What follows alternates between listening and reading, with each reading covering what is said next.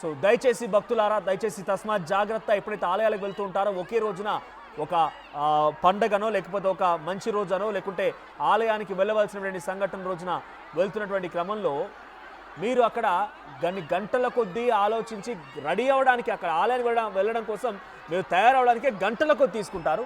కానీ అక్కడ దేవుని దర్శించుకొని దేవుని ప్రార్థించడం కోసం ఒక నిమిషం ఆలస్యం అయితే తప్ప ఒకరిపై ఒకరు పడిపోవాలి. ఇక్కడ డెఫినెట్గా అక్కడ నిర్వహణాధికారి ఎవరైతే ఉన్నారో ఆ వ్యక్తి డెఫినెట్గా దీనికి సంపూర్ణమైన బాధ్యత వహించాల్సిందే. అట్ ది సేమ్ టైం భక్తులు కూడా ఇందులో తప్పు చేసినట్టుగా భావించాలి. భక్తులు కూడా ఈ సంఘటనలో కొంత ఒకరిపై ఒకరు పడిపోవడం, ఒక్క నిమిషం ఆలస్యం అయిన దానికి ఒక నిమిషం ఆగితే ఒక 10 నిమిషాలు అరగంటలో మొత్తం పూర్తి చేసుకొని పోవచ్చు. అంతలోనే ఇంతటి ఘటన. అందుకే ఎప్పుడైనా మీరు ఆలయాలకు వెళ్ళినప్పుడు కొంత సేఫ్గా వెళ్ళండి, జాగ్రత్తగా ఉండండి. రైట్, మృతుల సంఖ్య పెరిగింది, 12కు చేరింది మృతుల సంఖ్య. ఇప్పటివరకు 10 వరకు మాత్రం ఉన్నటువంటి పరిమితమైన మృతుల సంఖ్య 12కు చేరింది. సో 12 మంది ఈ ఘటనలో మరణించినట్టు తెలుస్తోంది. దాంట్లో అత్యధికంగా చిన్నపిల్లలే ఉన్నారు, మహిళలు ఉన్నారు. సో మృతుల సంఖ్య పెరుగుతోంది. ఎస్ నాయుడు, మృతుల సంఖ్య పెరుగుతోంది. ఆ ఆసుపత్రికి తీసుకెళ్లినటువంటి వారి యొక్క పరిస్థితి విషమించిన దాంట్లో వాళ్ళు కూడా మరణిస్తున్నారు. 12కి చేరింది మృతుల సంఖ్య. అప్డేట్స్ ఏంటి? ఎస్ మనోజ్, ఇందాక మనం అనుకున్నాం ఏదైతే ఘటనా స్థలంలో 10 మంది చనిపోయారో ఆ చనిపోయిన వారిలో చిన్నపిల్లలు కూడా ఎక్కువ మంది ఉన్నారు. ఎందుకంటే కార్తీక పౌర్ణం ఏకాదశి పర్వదిని ఇంటిలి పాది కూడా వెంకటేశ్వర స్వామిని దర్శించుకోవాలి ఉచికత. ఈరోజు అంత పెద్ద మొత్తంలో భక్తులు అక్కడ తరలిచ్చారు. ఎవరైతే గాయాలతో అక్కడ పడి ఉన్నారో వారిని చికిత్స నిమిత్తమై తరలిస్తుండగా కూడా మార్గ మధ్యలో 2 చనిపోయినట్టు సమాచారం. మొత్తం మృతుల సంఖ్య 12కి చేరింది.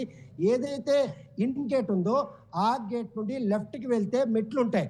ఆ మెట్లు అంటే ఆ మెట్ల మీద నుండి భక్తులు వెళ్తుంటారు. మళ్ళీ లోపల ప్రాంగణంలో ఉన్నటువంటి ఆ విగ్రహాన్ని మూలవిరాట్ని దర్శించుకొని మళ్ళీ అదే రూట్లో మళ్ళీ యూటర్న్ తీసుకొని మళ్ళీ ఎగ్జిట్ ఉంటుంది. ఈ దేవాలయం నిర్మాణంలో తీసుకున్నటువంటి మెలకులో మాత్రం అక్కడ గర్భగుడిలో కొలువుతీరిన వెంకటేశ్వర స్వామి వరకు వెళ్ళాలంటే భక్తులు మెట్లు ఎక్కి వెళ్లాల్సి ఉంటుంది. ఆ మెట్లు ఎక్కిన క్రమంలో అది కంజెస్టెడ్ వే కావడం కూడాను ఈ దుర్ఘటనకు మాత్రం ఒక హేతుగా చెప్పుకోవచ్చు. ఆలయంలో అంటే ఆలయ నిర్మాణానికి తీసుకున్నటువంటి ప్లింత్ తక్కువే, కానీ ఆలయ నిర్మాణ ప్రాంగణంలో మాత్రం కావాల్సినంత స్థలం ఉంది. ఆ స్థలంలో కనుక బ్యారికేడింగ్ వ్యవస్థను కనుక నిర్మించి ఆ భక్తులు కనుక క్యూ లైన్లో పంపించినట్టయితే ఈరోజు ఈ ఘటన ఉండేది కాదని భక్తులు కూడా నమ్ముతున్నారు. మనం కూడా గతంలో ఆలయాన్ని దర్శించుకున్నాం. ఆలయ నిర్మాణంలో అప్పుడు వెళ్ళి చూసేసరికి ఆ ఆలయం దగ్గర మాత్రం ఆ పరిణామాలే ఉన్నాయి. ఎందుకంటే అప్పట్లో అడిగాం, ఎంట్రీ ఎగ్జిట్ 2 ఒకటే గేట్ పెడుతున్నారు. రేపు భక్తుల తాకిడి కనుక పెరిగితే పరిస్థితి ఏంటి అని కూడా నిర్వాహకులను అడగగా, అది ఇది నాకు సొంత స్థలం, ఈ స్థలంకి సంబంధించినట్టు ఒకటే వే ఉంది కాబట్టి ఆ వే నుండే భక్తులు రావాలి, మళ్ళీ భక్తులు కూడా ఆలయ ప్రాంగణం బయటికి వెళ్ళాలంటే ఆ మార్గం నుండే బయటకు వెళ్ళాలి. అటువంటి సమాధానం చెప్పిన నేపథ్యంలో ఈరోజు అంటే ఏడాది క్రితమే ఆయన విషయాన్ని మనం ప్రస్తావించినా కూడా ఆయన మనం ప్రస్తావించిన విషయాన్ని మాత్రం పరిగణలోకి తీసుకోకపోవడం ఈ ఘటనకు మాత్రం అంటే ఒక తార్కంగా చెప్పుకోవచ్చు.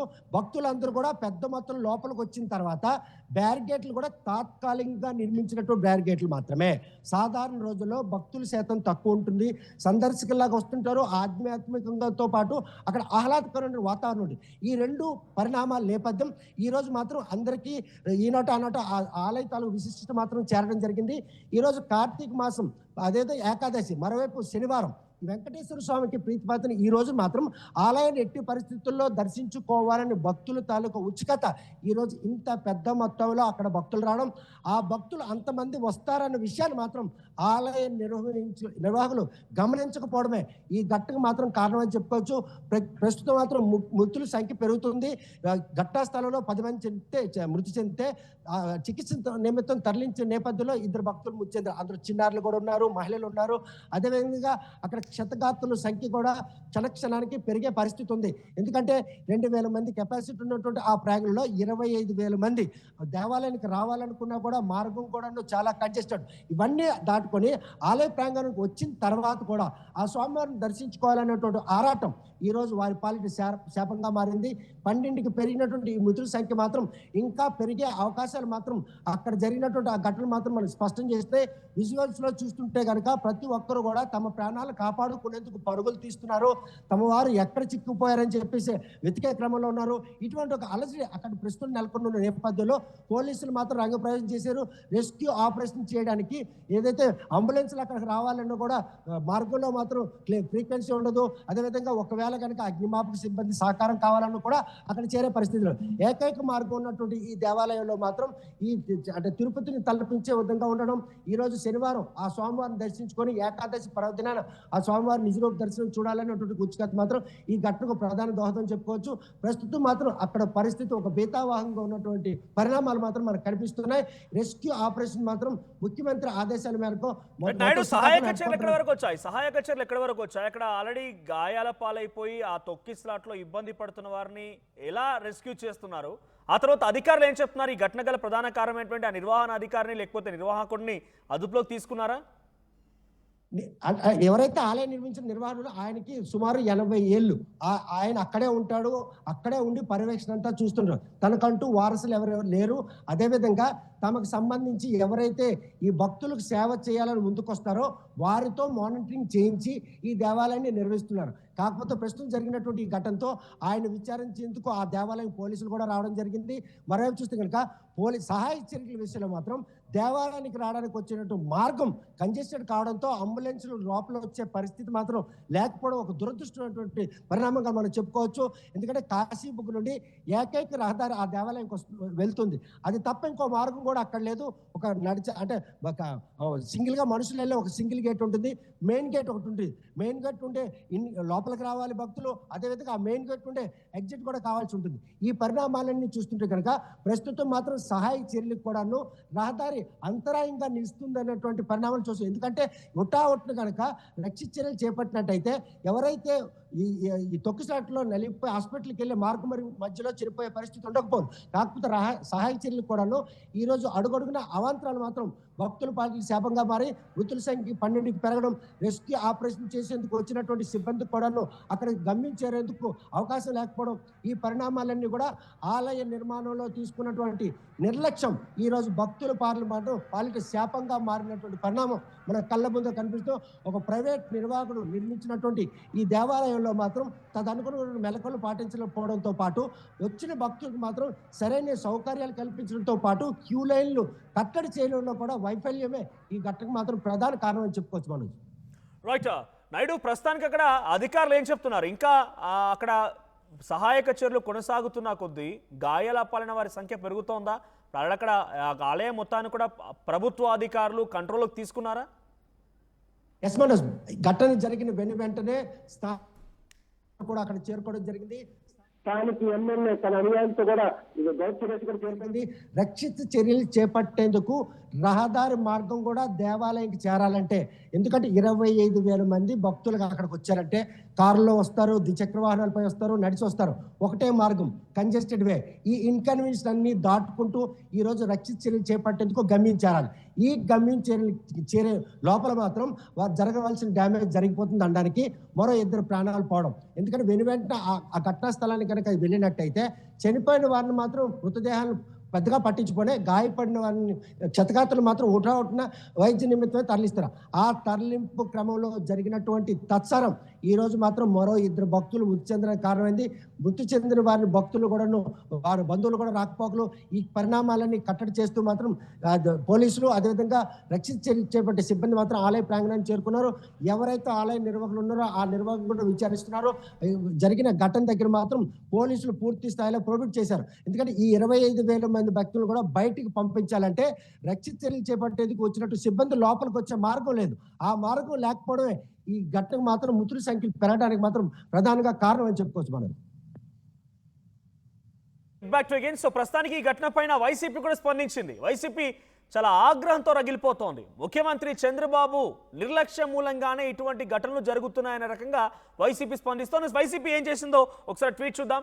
సో వైసీపీ ట్వీట్ చూస్తే వాళ్ళు ఏ రకంగా స్పందించారు, వాళ్ళ వాదన ఏంటి, వాళ్ళు ఏం చెప్తున్నా అర్థమవుతుంది. సో ప్రస్తుతానికి శ్రీకాకుళం జిల్లాలోని కాశీబుగ్గ వెంకటేశ్వర టెంపుల్లో ఈ తొక్కిసలాట చోటు చేసుకున్న ఘటన పైన మృతుల సంఖ్య 12కు పెరిగింది. మన వైసీపీ అఫీషియల్ ట్విట్టర్ హ్యాండిల్ నుంచి మనం ఆ ట్వీట్ను చూస్తున్నాం.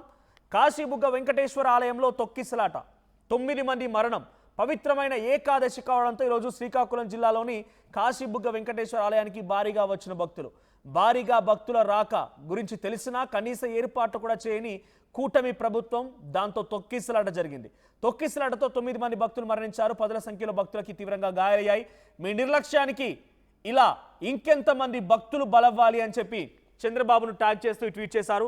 గతంలో సింహాచలంలో 7, తిరుపతిలో 6, ఇప్పుడు శ్రీకాకుళంలోని కాశీబుగ్గ వెంకటేశ్వర స్వామి ఆలయంలో 10 మంది. సో ప్రస్తుతానికి ఆలయానికి వెళ్ళినా కూడా దేవుడా మమ్మల్ని కాపాడవయ్యా, మా ఆరోగ్యాన్ని బాగుండేలా చూడు, మాకు మంచి ధనాన్ని ప్రసాదించు, జ్ఞానాన్ని ప్రసాదించు, సిరి సంపదల్ని మాకు ఇవ్వవయ్యా అని చెప్పి ప్రార్థించడానికి వెళ్ళినటువంటి దేవాలయంలో కూడా తొక్కిసలాట జరిగి రకంగా మరణిస్తున్నారు. సో డెఫినెట్గా దీని వెనుక నిర్వాహకుల కారణం ఒకటై ఉంటే, రెండవ కారణంగా డైరెక్ట్గా నేను వాళ్ళని అనకపోయినా కూడా డెఫినెట్గా మనం కూడా ఒక కారణం అవుతూ ఉన్నాం.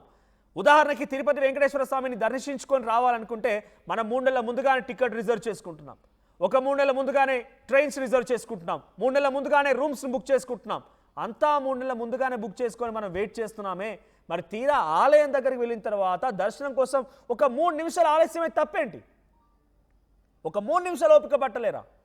అంత ఎగిరెగిరిపోయి ఒకరి మీద ఒకరు పడిపోయి ఒకరిపై ఒకరు దూషించుకొని ఒకరిపై ఒకరు ఇలా నానా హైరానా చేసి ఒక ఇబ్బందులకు గురి చేసి ప్రాణాలు కోల్పోవాల్సిన పరిస్థితి వస్తుంది, ప్రాణాలు తీసుకుంటున్నారు. సో ఇకరైనా ఈ సంఘటన మారాలి. డెఫినెట్గా మనం కూడా మారదాం. తెలుగు రాష్ట్రాల్లో ఇంకా పదుల సంఖ్యలో ప్రైవేట్ ఇట్లాంటి టెంపుల్స్ ఉన్నాయి, ప్రైవేట్గా నిర్వహించినటువంటి టెంపుల్స్ ఉన్నాయి. సో అక్కడ అరకొరగానే ఉంటాయి. డెఫినెట్గా అది ప్రభుత్వం దగ్గర మంచిగా ఉంటాయి, ప్రైవేట్ దగ్గర చెడుగా ఉంటాయని కాదు. బట్ ప్రభుత్వం దగ్గర డెఫినెట్గా ఒకరు నిర్ణయించడానికి ఒక అధికారి ఉంటాడు, వారిని క్వశ్చన్ చేయవచ్చు, ఇది మన హక్కు. కానీ ప్రైవేట్ దగ్గరికి వెళ్తే ఎవరిని క్వశ్చన్ చేస్తావు, ఎవరి గురించి మాట్లాడతావు? అది వ్యాపారం కోసం చేస్తున్నారా, స్ట్రాటజీగా చేస్తున్నారా, దాని ఒక బ్లాక్ని వైట్గా మార్చుకోవడం కోసం చేస్తున్నారా? ఇక అది వ్యాపార సంగతి, లేకపోతే అక్కడ జరిగినటువంటి ఘటన అంటే ఆ టెంపుల్ యొక్క నిర్వహణ గురించి మనకు తెలియదు. బట్ అక్కడికి వెళ్ళినప్పుడు తగు జాగ్రత్తలు తీసుకోండి. మీరు ఎక్కడ ఏ ఆలయానికి వెళ్ళినా భక్తులు పోటెత్తుతారు. డెఫినెట్గా ఒక పండగ రోజునో లేకపోతే ఒక ముఖ్య దినానో డెఫినెట్గా ఆలయాలకి భక్తులు పోటెత్తిన సంగతి చాలా సందర్భాల్లో మనం చూసాం. సో కొంత తగు జాగ్రత్తలు తీసుకోండి. తొక్కిసలాట గురవద్దంటే మనందరం కూడా సేఫ్గా ఉండి ఒకరినొకరం కాపాడుకుంటేనే తొక్కిసలాట సంఘటనలు జరగకుండా ఉంటాయి. లేదంటే డెఫినెట్గా ఇటువంటి తొక్కిసలాట సంఘటనలు జరుగుతూనే ఉంటాయి. సో ఈ తొక్కిసలాటకు సంబంధించిన అంశం పైన మీ అభిప్రాయం ఏంటి? దీని వెనుక ఎవరు కారణమై ఉంటారు, తప్పెవరిదని మీరు అనుకుంటున్నారు? కామెంట్ చేయండి.